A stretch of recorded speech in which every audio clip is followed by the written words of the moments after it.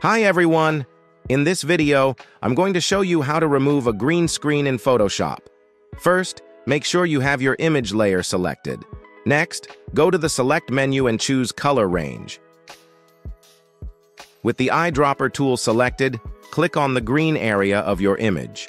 Adjust the fuzziness slider until most of the green background is selected without affecting the subject too much.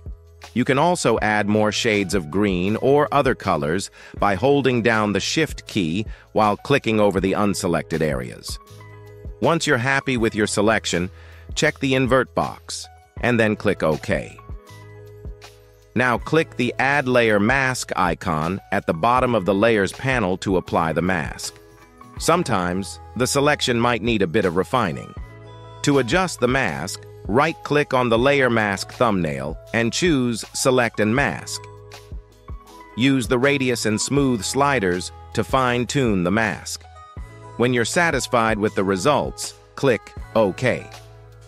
If you found this video useful, please show your support with a like.